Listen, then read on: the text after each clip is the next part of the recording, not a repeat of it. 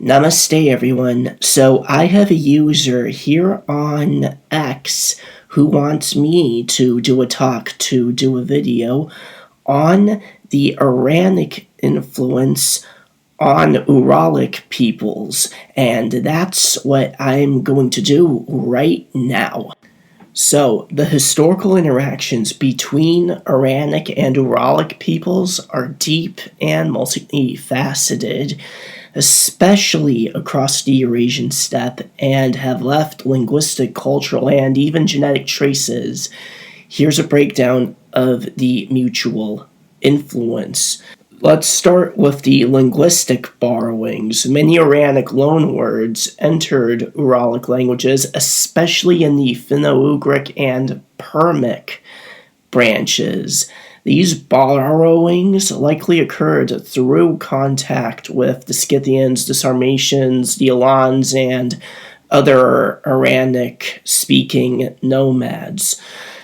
Examples include words related to social structure, to warfare, to religion, and to technology, such as ura in Finnish, which possibly stems from the Iranic ra root for movement. And then there's kuningas, i.e. king in Finnish and Estonian, most likely derived from the Proto-Iranic kuningas, itself of debated origin, possibly a Germanic Iranic intermediary. And then there's Asara in the Mordvinic languages, possibly stemming from the Avestan Asa or 10. Excuse me if I butchered the pronunciations of all of these, because I don't speak any of these languages, so I apologize in advance. But anyways, some religious terms also reflect Zoroastrian or Iranic cosmological influence. And once again, if I've mispronounced any of these, then I apologize in advance. My Finnish, my Estonian, and my knowledge of basically any Finno-Ugric and Uralic languages is pretty much non-existent, except for maybe Hungarian. But yeah, and my Avestan is also quite baseline, but yeah, let's continue. Then there's the cultural and religious influence. The spiritual and cosmological systems of some Uralic groups, such as the Komi or the Udmurts, show Iranic influence, including in their dualism and in their fire veneration. Contact with Zoroastrian or pre-Zoroastrian Iranic groups might have introduced these themes. Then there are the archaeological and technological transfers. Through trade and warfare, IranicNomads introduced horse culture, metallurgy, and steppe military tactics to Uralic peoples. Scythian-style weaponry in particular, and dress in particular, influenced Uralic groups on the forest-steppe borderlands. If I may, Ukraine and southern Russia is the classical Scythian homeland. It includes the Pontic steppe and adjacent forest steppe regions. Contact zones here were mostly with Indo-European groups such as the early Baltoslavs, the Thracians, and Iranic tribes like the Scythians and Sarmatians. The Volga region is where Uralic-speaking groups like the Mari, Mordvins, and Udmurt lived historically, and in some cases still do now. This region saw direct influence from Scythians, Sarmatians, and later Alans, not just genetically, but also in terms of the material culture here as well, in its weapons, in its fashion, in its horse gear, etc. It was also a transit zone for east-west migration between the steppe and forest. The Khanty, Mansi, and other Ugric groups historically inhabited this fringe here in the southern Urals and western Siberia. While more distant from the Scythian core, they still absorbed nomadic cultural elements, especially during the Sarmatian, Alanic, and later Turkic phases. Some Iranian vocabulary and burial customs spread here via steppe contact. As far as the Uralic influence on Iranic peoples, this was more limited, but not entirely absent. Some linguists believe there may be Uralic substrate elements in Eastern Iranic languages, especially those of Central Asia. For example, Yagnobi, Ossetic. The Ossetians live in the Caucasus now, but their roots, their OG roots, are actually Central Asian due to earlier Uralic or Uralic-related populations. For instance, Siberian Uralic peoples, like the Khanty and Mansi, may have had indirect contact with Proto-Iranic groups moving east. Archaeogenetics reveals intermarriage and population mixing between Uralic and Iranic peoples in regions like the southern Urals, western Siberia, and the steppe. The Andronovo and Sintashta cultures, often associated with Proto-Iranic speakers, likely interacted with Uralic-speaking forager and early farming groups. Some scholars argue that Uralic groups contributed to the development of the Trans-Eurasian exchange networks, which later benefited Iranic and Turkic nomads. From around 1500 BCE to the early medieval period, the forest-steppe and steppe zones of Russia, Kazakhstan, and the Urals were a contact zone, in essence. Iranic peoples, like the Scythians, Sarmatians, and later Alans, had prolonged contact with Finno-Ugric and Samoyedic groups. Later, Turkic expansion would mediate or overwrite some of these older Iranic-Uralic layers, but traces remain.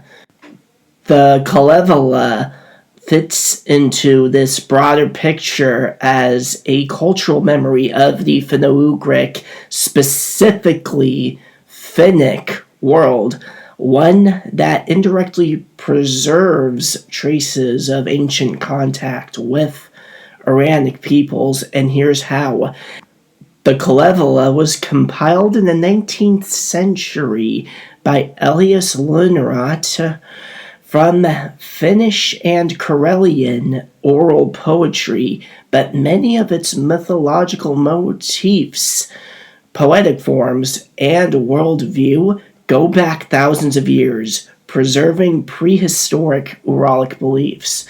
Some of these elements were likely influenced by or interacted with Iranic mythology, especially through trade routes and migration corridors connecting the Finnic peoples with Iranic nomads, and through shared Indo-European Uralic contact zones where religious ideas, cosmologies, and poetic formulas may have mixed. There are structural similarities between Kalevalaic cosmology and Zoroastrian and pre-Zoroastrian Iranic beliefs, including tripartite worldviews, heaven, earth, and an underworld, and the importance of fire, sky, and order versus chaos, common in both Zoroastrianism and in Uralic mythology or sacred stories, if you will. I don't like the term mythology. And magical songs and spells. For example, in the Kalevala, Väinämöinen defeats enemies with songs which may reflect Indo-Iranic shamanic influences. Some of the vocabulary in the Kalevalaic lexicon has Iranic roots, particularly tied to kingship and social hierarchy, to warfare, horses, and metallurgy, to possibly cosmological terms, though this is more speculative. These show that even if the Kalevala doesn't directly reference Iranic peoples, the cultural substratum it draws from includes concepts that likely entered through early contact with Scythians or related Iranic nomads. The Kalevala is not a historical chronicle of contact, but a mythopoetic record. Its heroes, if I may attempt to pronounce these tongue-twisting Finnish names yet again, Väinämöinen, Ilmarinen, and Lemminkainen, among others. Väinämöinen being literally a wise old sage and magician, in case you were curious, and in case you want one other coincidental, in quotations, connection between Uralic sacred stories and Zoroastrianism. Sorry, my brain almost short-circuited trying to pronounce this Finnish shit. No offense to the Finns watching, but you guys have quite the tough language. But to refrain from wandering from the subject any further, its heroes may mythologize archetypes from steppe or forest-steppe societies influenced by encounters with Indo-Iranic groups. For example, Ilmarinen, the divine smith. What a coincidence, our Shahnameh also has a blacksmith as well, Gothe. Ilmarinen is a blacksmith as well. It all adds up, doesn't it? Ilmarinen could also echo Iranic or Indo-European smith deities like the Avestan Tishtria. The magical worldview of the Kalevala is compatible with Eurasian shamanic traditions, which included Iranic and Uralic threads. So while the Kalevala doesn't explicitly mention Iranic peoples, it's a cultural heir to a world in which Uralic and Iranic peoples interacted in trade and conflict and in spiritual life. It can be read as a mythic echo of that deeper history, basically. And then there's the legend of Hunor and Magor, a foundational myth from medieval Hungarian chronicles that symbolically ties the Magyars, today's Hungarians, to the Huns and to the Scythians.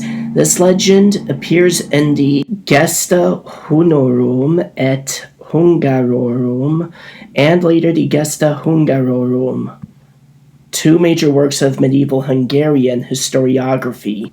In this myth, Hunor and Magor are two brothers, descended from a figure named Menrat, a Hungarian version of Nimrod from the Bible. While hunting a miraculous stag, they venture into a distant land, often interpreted as the Maeotis Marshes, i.e. around the Sea of Azov, basically Scythian and Sarmatian territory, and they chase this stag into a new homeland where they find and capture the daughters of the local king there, King Balar, marry them, and their descendants become the Huns from Hunor and Magyars from Magor. This myth connects the Magyars to the Huns, who were associated in medieval Europe with Attila the Hun, a source of power, fear, and legendary prestige. And Even to this day, you will find Hungarians who are named after him. It also implicitly links the Magyars to the Scythians and the Sarmatians, nomadic Iranic groups who once dominated the Pontic-Caspian steppe, an area through which both the Huns and later the Magyars passed. This is not literal history, but ethnogenesis myth-making, a political and cultural attempt to assert ancient legitimacy and continuity with heroic steppe peoples. The Scythians, Sarmatians, and Alans were all Iranic-speaking nomadic peoples. When medieval Hungarian elites claimed descent from them, they were aligning themselves with steppe prestige, the legacy of horse nomadism, warfare and mobility, and the older Iranic cultural stratum of the region. This shows how Iranic and Uralic legacies interwove in post-steppe mythology, especially among the Magyars, whose language is Uralic, but whose cultural and political mythos is steeped in steppe Iranic and Turkic elements. To further illustrate the continuation of Hungary's mythic and historical self-image as a steppe-descended warrior people, one of the most common male names in Hungary to this day is Attila, which refers directly to Attila the Hun, whom medieval chronicles treated not as a foreign invader, but as a founding ancestor of the Hungarian people. The Gesta Hungarorum and other texts portrayed Attila's legacy as interrupted but restored by the Magyars' conquest of the Carpathian Basin in the 9th century.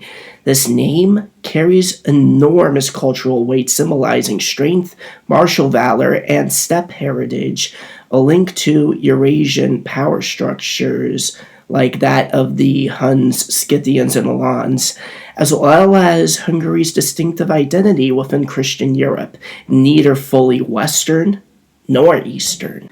Also a common Hungarian name derived from Turkic origins, probably from the title Sultan, is Zoltan. It's associated with Zolta, a son of Arpad, the Magyar leader who led the conquest of Hungary. This reflects the Turkic and steppe influences on early Magyar leadership culture and titles. The Hungarians, uniquely among the Uralic-speaking peoples, absorbed and maintained Iranic, Turkic, and steppe nomadic traditions even after Christianization. This survives in naming customs such as Attila, Zoltan, Chava, Arpad, etc., in folklore and legends like Hunor and Magor and Scythian descent, in horse riding traditions, and in their self-conception as a martial, independent people with a destiny tied to the Eurasian steppe. Hungarian identity, even today, carries echoes of Scythian Sarmatian symbolism and the myth of an Eastern origin warrior elite, despite being embedded in Central Europe. Medieval chroniclers often used biblical or classical motifs to describe barbarian invasions, in quotations.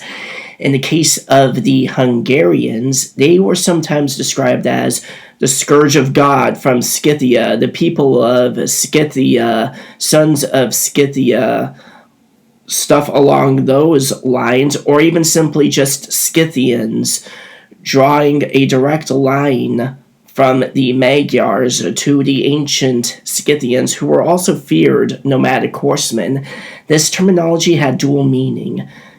The biblical imagery, they were seen as instruments of divine punishment, much like how Attila was called the Scourge of God, and classical geography. To the medieval mind, Scythia was a catch-all term for the vast steppes beyond Eastern Europe, encompassing both Iranic nomads, like the Scythians and Sarmatians, and also Turkic and Magyar peoples. The Hungarian elite embraced this Scythian label not as an insult, but as a badge of ancestral prestige. Medieval Hungarian chronicles, like the Hungarorum and Chronicon Pictum, worked hard to genealogically link the Magyars to the Huns and further back to the Scythians, casting their westward arrival not as an invasion, but a return. Even today, the Scythian descent theories and Turanian myths remain part of some strands of Hungarian nationalism. These ideas emphasize Hungary's uniqueness, a non-Indo-European language with an Indo-Iranic and Turkic steppe cultural inheritance.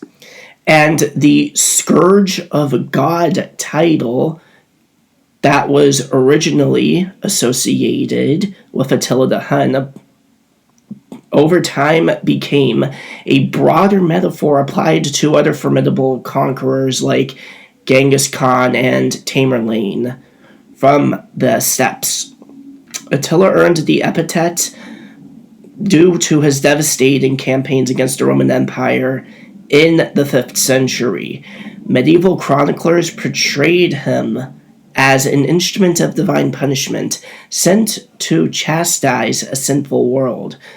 The phrase "Ego sum Attila flagellum Dei," I am Attila the Scourge of God, is attributed to him, though it likely emerged in later medieval narratives rather than from Attila himself. Centuries later, Genghis Khan and Tamerlane were also described by European writers as scourges of God, reflecting their roles as formidable conquerors who brought widespread destruction. While these titles were not contemporaneously used by the conquerors themselves, European chroniclers retroactively applied them, drawing parallels between these leaders and Attila. The application of the Scourge of God title to various conquerors reflects a recurring motif in European historiography, where foreign invaders were often seen as instruments of divine retribution. This perspective framed such invasions as punishments for the moral failings of societies, a narrative that served both to explain the calamities and to reinforce moral and religious lessons. In summary, while Attila was the original bearer of the title Scourge of God, Flagellum Dei, the term evolved into a broader metaphor used by European chroniclers to describe other powerful conquerors from the steppes, like Genghis Khan, like Tamerlane, emphasizing their roles as perceived instruments of divine punishment. The white horse, especially ridden by a leader, is a deeply rooted and cross-cultural emblem that radiates authority, divine favor, and rightful conquest. This symbolism stretches from the ancient Iranic steppes to Turco-Mongolic Khanates, to Magyar traditions, and even to the Sarmatist nobility of Eastern Europe. The iconic image of Arpad, the Magyar conqueror and founder of Hungary, on a white horse represents mythic kingship, victory through divine destiny, nomadic martial power transferred to a settled Christian kingdom. This is a core part of Hungary's national mythology. This image that you're seeing right now is a core part of Hungary's national mythology, akin to a sacred archetype. It echoes the ancient steppe royal hero motif, where the white horse is not just a steed, but an extension of a chieftain's soul or divine mission. In Avestan and pre-Islamic Iranian culture, white horses were sacred and often offered to deities like Mitra and Ahura Mazda. Sasanian emperors and later Reza Shah himself deliberately evoked that legacy, projecting themselves as modern inheritors of the ancient Aryan warrior ethos. The white horse signaled order over chaos, the Shah as far endowed, meaning divinely chosen, continuity with ancient Zoroastrian imperial grandeur. For Genghis Khan, Tamerlane, and their successors, white horses were part of the rituals of state and war, used in sacrifices during coronations, symbolized heavenly mandates. Above all, Tengri's blessing served as sacred animals in steppe cosmology linked to the sun, the sky, and life force, etc. And the Khans were often depicted on white horses in Persian and Chinese manuscripts as symbols of unified power and cosmic favor. The Szlachta of the Polish-Lithuanian Commonwealth developed a Sarmatian identity, believing they were descended from ancient Sarmatian warriors, and their self-portraits often feature them mounted on white horses, dressed in steppe-style attire. This was a conscious political and aesthetic choice reflecting martial virtue, Eastern nobility, and superiority over effeminate Western court cultures, in quotations. So, indeed, this imagery of the white horse and mounted lord isn't just an artistic cliche. It's a civilizational symbol of the steppe Weltanschauung, mobile rulership, divine sanction, warrior aristocracy, nomadic cosmic order, imposed on sedentary chaos, etc. Across Magyar, Iranic, Mongolic, and Sarmatian Polish traditions, the white horse is myth, memory, and mandate, a living archetype. When the Huns arrived on the scene in the 4th century CE, they were initially seen as a nomadic force of Turkic and Iranic composition, but their earlier tribal roots likely involved Uralic elements.